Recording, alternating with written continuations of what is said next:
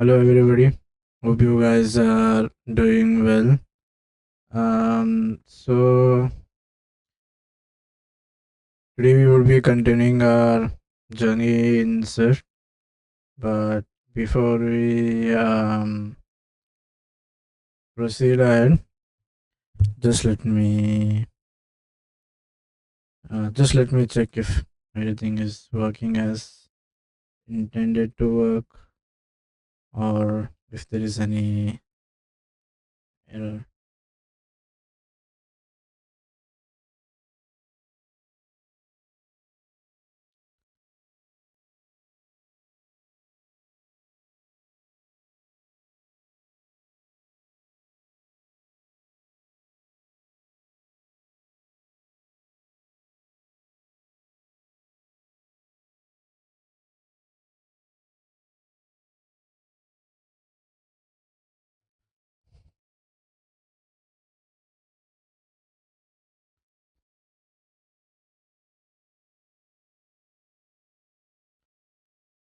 Okay, just give me 1 minute, which is behaving a little bit oddly today.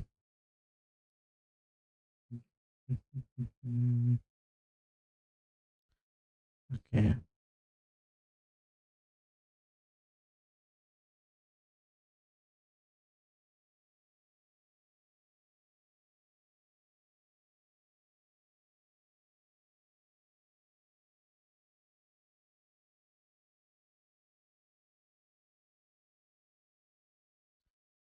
Okay, so um, in previous chapters we have learned that Swift is a type safe language, right? Every time you try to access, every time to you declare a variable, it has to be the type has to be declared, right? So so let's understand how when we write a Swift code or when we write anything in Swift, how does the working happen, or how does it uh,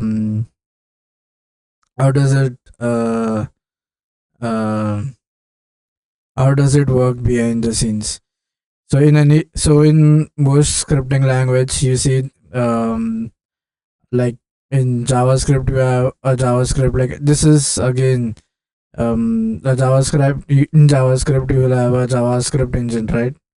The job of that is to basically convert this high level language to a machine level code, right? So similarly in Swift you have an LLVM, something that is LLVM backend, and the job of this is basically to convert this Swift, which is somewhat a why it's a which is a high level language, right? Because it is like English, right?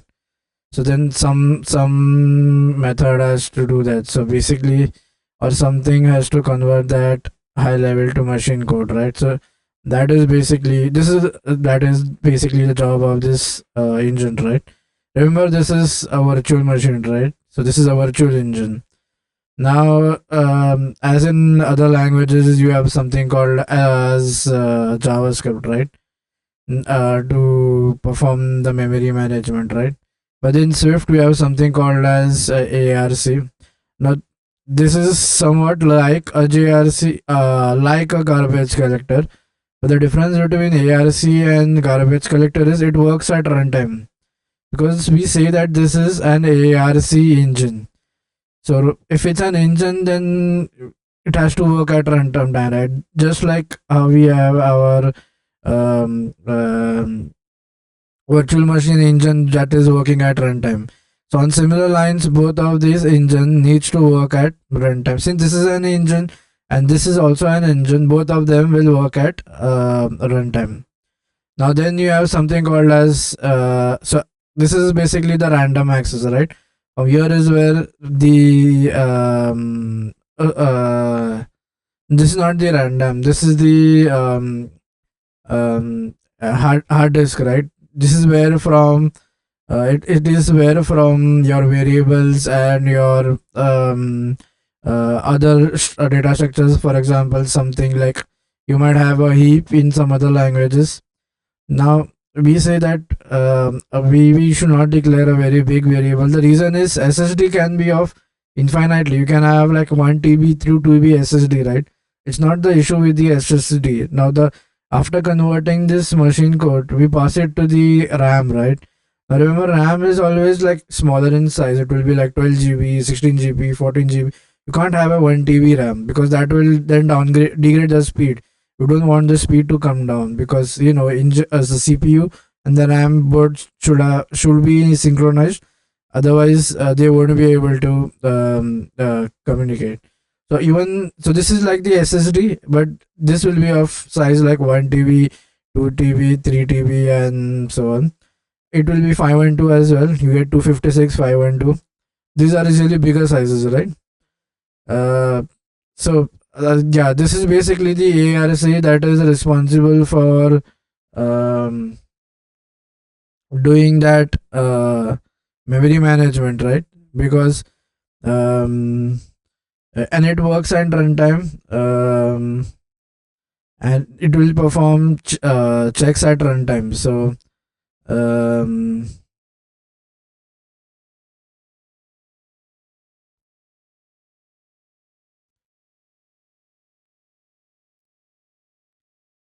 however, we say that Swift is very type safe, right? That means for each variable, the type needs to be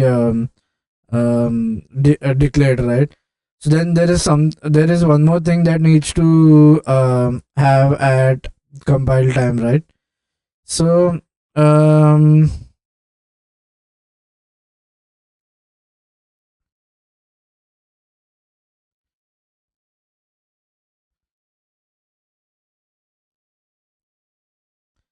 then we need something that does uh, the the compile time thing, right? So now remember, Swift is basically written in Objective C, right? So then the compiler, there is already a compiler called as Swift C. Remember that is responsible for doing this uh, checking at compile time.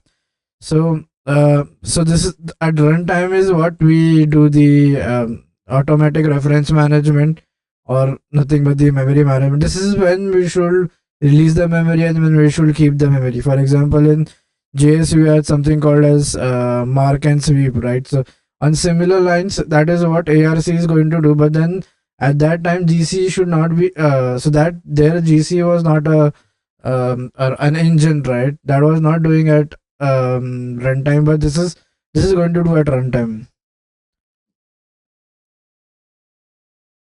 This is or in other words, it is called as actual reference counting. This is basically track how many reference to an object. So similarly, like mark and sweep, on similar lines, we have this as well. Um,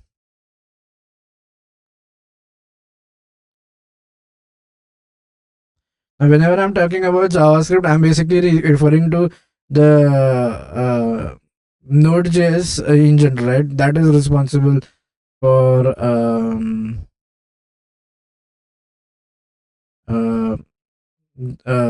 that is what is the platform which is going to do the runtime, right?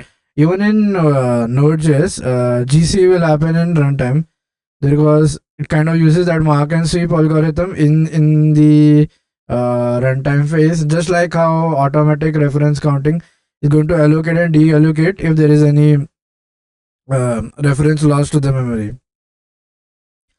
Now let's see. Now we said that Swift is a very heavily type dependent language, right?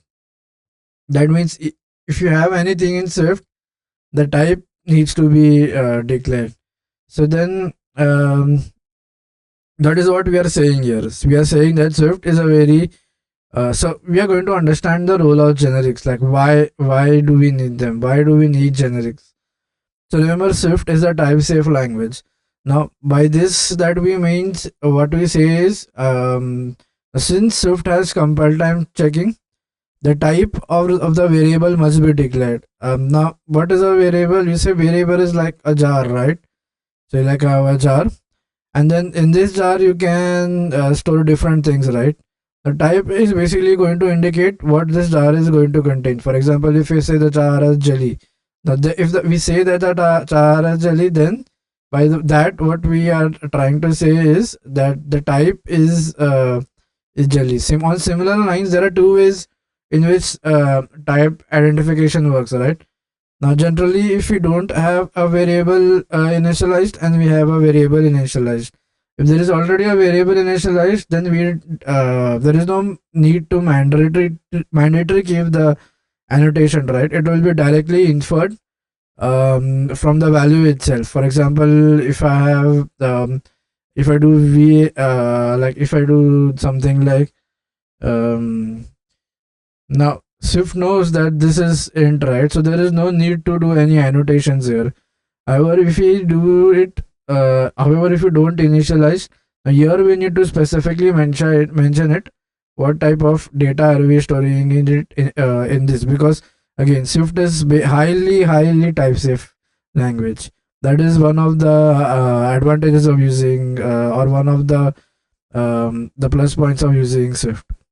Now, once the type has been inferred or declared, it cannot be now, what if so now where lies the problem? The problem is once you have done this, right? Once you have done this, now you cannot say that my you cannot say this will be equal to string. Now this will give you an error. Now why? Because here we are saying that this type is storing int, and then we are passing it a string, right? And Swift is going to be a very type safe thing, so it won't allow this thing to happen. So here is the problem, right? What if we are using a program, right? For example, we are defining a car struct. Now when we have wheels, right, the wheels can be of any company, right? It can be MRF, it can be from Costco, it can be from Walmart, or whatever company. Now, don't think that those are all strings. We're not saying that. I'm trying to say is it can be of it can be of different types, right? One can be of a specific brand, the other can be of a specific brand, and the other like it can be of different brands. Now, what if we mark it already as one brand? Then it does not make sense to use any other brand over there, right? On similar lines, the problem of type safety is like once the type has been inferred or declared, you cannot change this. This is the problem. So then what we do? The solution is we use generics, right? Now the Swift will now why and how generics come to use, and how even though we are not defining the type, how they help in identifying the type is Swift has something called as compile time and runtime, right? We see ARC does a runtime check. So what we do is we declare that function or a struct as what is a generic, and once you have declared it generic at runtime, that is when we actually specify what type of what type of data will it hold. So remember, so both of the things are getting accomplished, right? One is we are mentioning the type, and second, instead of making use of the compile time, we are making use of runtime. So this is the special case of when we do with generics, right? This is like a special case that is happening for generics. Now, the Swift was a type of the place. So now, whenever you see generics, but then you say that what will happen at compile time, right? Right? It will still check. So now, what it does is now Swift infers the type of the placeholder at compile time based on the context in which the generic function of the type is used. And once it is enforced, it is fixed for that specific use, ensuring type safety. So now you will say that you haven't given it a type. So why it is working at compile time? Because it is going to infer um, that at runtime it will be fixed. So that is the whole concept of using generics, right?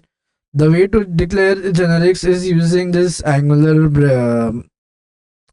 braces, and then you have a generic type mentioned in here. Now remember, this can be anything, T, G1, whatever you want to do, and it can be. But the only point is, so whenever, so now let's see where we are going to use in generics, right? So the first case is so first case no. So the first thing that I told is generics are always written in angular brackets, and inside is we generally write T, but this can be anything. There is no like hard and fast rule that it has to be mandatorily T. You can use anything, right? So the first place that we are going to use generics is using generics in functions. Okay. So now whenever we say generics in function, now you may ask like what type? Like function does not have type, right? A function is basically like a small routine that needs to be executed. But if you closely think, remember there is something called as a parameter list being passed in, right? And whenever we mention the parameter, we also need to mention the type. So mentioning the type of function is like mentioning the type of its parameter. What parameter is mass? So if we say that this is a generic type function, that means the parameters passed in will be a generic.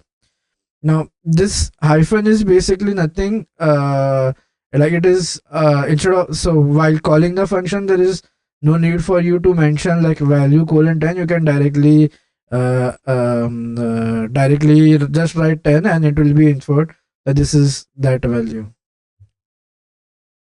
Okay, now this is the first case of using generics in functions. Now let's come and see using generics in struct. Now again the same thing. You remember structs are value type, right? So whenever you come and say like what type is this struct? So it does not make sense, right? Because structs are value types, and when we specify like a type, what we are mentioning is the property declared inside the struct will be generic in nature. So remember, whenever you like I have declare a type of a structure, what you are declaring is basically the type of the property declared inside the struct. Generics are used on struct to give the type to the properties. Now there is one more thing like what if we mention then that this is a struct. This struct is a generic. That means the parameter needs to be generic, but we do not mention that we do not have any parameter which is a generic. So remember, this is a type int, not a type T. So then what the rule is, even if you are not using the generic type, at when you create the instance, because the ARC comes into at runtime, so at runtime you still will need to mention that generic type, even though you are using the integer type. So like be careful if you don't mention the type or do not specify it at runtime, you might get an error because we need that when the instance is being created. Okay. Now can we now generics in pair? Now so from our previous discussion we studied that the type, or in other words, when we say we are giving a generic to type to a struct, that basically means we are talking about its properties, right? Again, if you don't mention, it is not mandatory to mention these types here, but when we are creating the instance, just like when we are using a single type generic, you need to mention it at runtime, else you'll get an error. It will not work.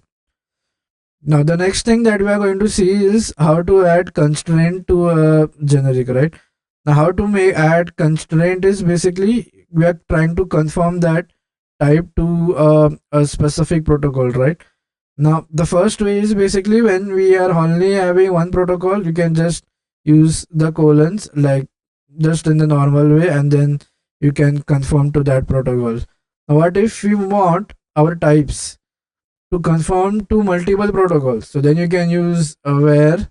Now this where is going to indicate like that this type here is conforming to more than one protocol. Okay, now then you say, but the question that arises is, remember we have something called as associated type as well, right? That associated type is also responsible for hiding the type, and whatever is going to uh, conform to that, it will give its definition, right? But the slight difference between associated types and generic type is, remember this is always mentioned in the protocol, and whatever is going to conform to that protocol, the conforming struct or the conforming class will have to like specify that associated type. So it is used in protocols, whereas generic types are used to give type 2 functions or a struct. And this is going to happen at compile time, and conforming protocol will happen at runtime. So that is the difference between associated types and generic type. This is basically referred to as sum, right? So this is some view. So basically there we are referring that there is an associated type available. So then we when we return the content is basically when we are going to mention then the type. Now key path. Now this is something very important, right? Now key path represents references to a property on a type, such as a class or a struct, and it can be used to access or set the value of the property. That means if this is a struct and I have properties defined in it, now using key path, I can reference it and I can access it. Now you might say, sir, you can do it using by creating an instance as well, right? Now that is what is the beauty of this key path, right? So even though you can access it at like using like even though you can access the struct using the instance, right? The difference between that and key path is, now this is where you say the runtime thing and compile time thing, right? And so what does key path do is it kind of adds more layer of type safety to that to accessing the property. So now let us see the difference between accessing a property by using its instance and by using key path.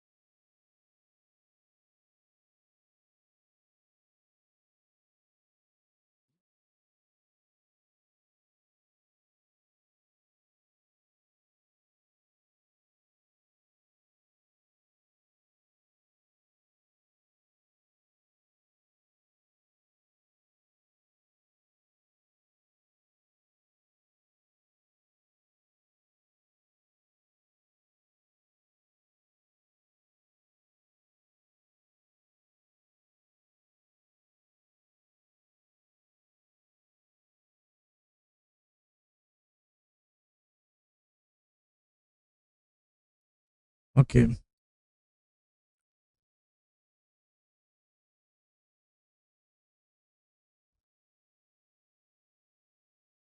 Yeah. So now let's see the difference, right? Now the advantage, now when we are using an instance, we are accessing it using the object instance, right? Now this is the access is direct, right? When you're creating an instance, basically you're going to access it based on this struct, right? So you're directly accessing it. But when you're using it a key path, you are doing an indirect access to it. Now, we do not, the biggest and the longest advantages is you do not, there is no need to create this instance, right? You can access it without creating the instance. So, this is basically at compile time, you can just access it. So, that is like you're not only wasting memory, you're not only saving memory. Remember, memory saving is also important, right? When you have when you develop, when your app size is very big, now you have to think something about the memory, right? So at that time, key paths come into picture, because you are not going to create the instance. That means memory allocation has yet not happened and you are still able to access it. So that is one of the biggest advantage. Now there is one special case of using self key path. Now, even though, now remember we said we are the goal of using key path is to access the property, right? But then in code you will often find id slash dot self, right? Now you might think that this is not where is this property, right? Involved structure, involved struct. So now this is like a special case where even though self is not declared like a specific property, even though it is not declared as a property, still we can use the self key path. So let's see an example. This is a struct, right? And now what I'm creating, this is an array, and this is going to create instances of this struct, right? So now map is going to loop over, and so this $0 is going to represent, this is a closure, right? Array dot map will accept a closure which will have one parameter, that is a collection. So that collection can be anything. You can put in an object, you can put it as an array. So right now we are passing it as we are giving that an array. And now what we are using is we are using something called as a trailing zero context syntax, and then taking out the closure. Now this $0 is basically going to refer to the first parameter that was passed in that closure function, which is nothing but my array, right? So when I do keypath dot slash self, so what this map is going to do is it is going to loop into all the arrays, right? Or iterate through all the arrays. So then what and it is going to map, right? So and it is going to create a new array. So now what this will happen is so this self is going to refer to the entire instance of this struct. So basically we are creating a new array, all people, which is an instance of this person struct. So yeah, that is all I wanted to talk about today, because as I said, like this is um, a very important topic, and then again, time and again, you will be using this, right? So then um, uh, so yeah, so then now what should be the output of this is something that we were trying to understand, right? This will contain an array which will be having all these structs inside of it. So basically you will have a new this all people is going to represent a new, we are mapping these people to here, right? So basically we are creating a new array, and this which will be basically an instant of person. It will be looking similar, right? We are just mapping it, we are not filtering it out, we are just mapping year to year. So okay, yeah. So that's all for this video. I hope you guys understood why do we need generics, and the main argument of generics is again that uh, I mean, instead of making it stick to a specific type, when you are implementing it, you make generic is like general, right? When you implement it, you can use the same thing, but you can have a different type. But if you declare it as a specific type initially itself, then you won't be able to change the type, right? Because Swift is a very heavily dependent type safe language. Okay, so yeah, that's all for this lecture. I hope you guys liked it. It was a very short lecture, and we'll see you in the next one. Till that time, take care. Bye bye.